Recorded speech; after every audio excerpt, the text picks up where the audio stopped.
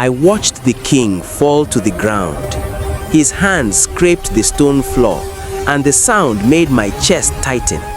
His nails grew long before my eyes, hard and sharp like claws. Hair spread across his skin. When he tried to speak, his voice came out like a growl. Guards stood frozen. No one knew what to do. I knew then that something terrible had taken hold of King Nebu, and no one could stop it. Long before that night, the kingdom of Kuro stood near a wide river in the Balabulu land. The soil was red and warm. Palm trees lined the paths.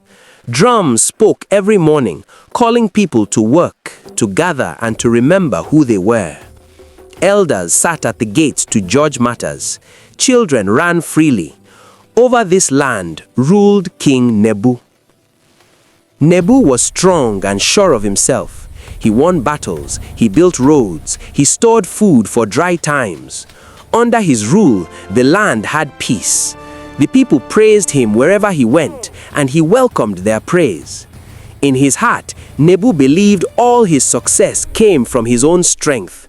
He did not believe any power stood above him. One night, Nebu had a dream that would not leave him.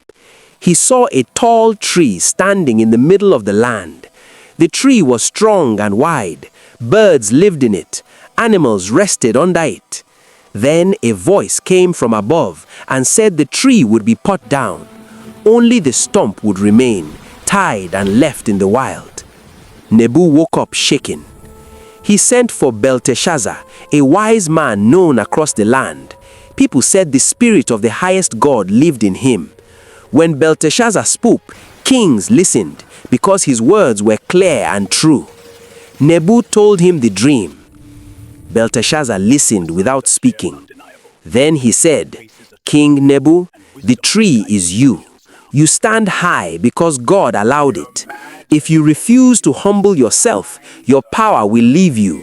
You will lose your mind and live like an animal until you know that God alone rules." Nebu laughed. He said, "No one gave me this kingdom. I built it myself." He sent Belteshazzar away and pushed the warning from his heart. Time passed. The kingdom grew richer. Nebu grew prouder. One evening, Nebu stood alone on his palace balcony. Below him, fires burned in homes. People talked and laughed. The land looked perfect. Pride filled his chest. He spoke out loud, "This kingdom stands because of my power. This glory is mine." The wind stopped. Pain struck his body. His hands twisted. His nails grew long and sharp. Hair pushed through his skin. His back bent forward. His voice broke into a deep, wild sound. Guards froze. Healers came and failed. No medicine worked. Before morning, Nebu ran from the palace into the forest. Years passed. People spoke of a wild man eating grass in the bush. Hunters heard strange cries at night. Children were warned not to wander far. Belteshazzar prayed and waited. In the forest, Nebu forgot his name. Hunger ruled him. Rain fell on him. His pride faded.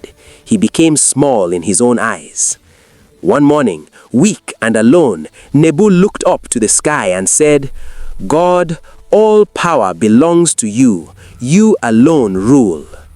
In that moment, his mind returned. He was found and brought back. He was cleaned and cared for.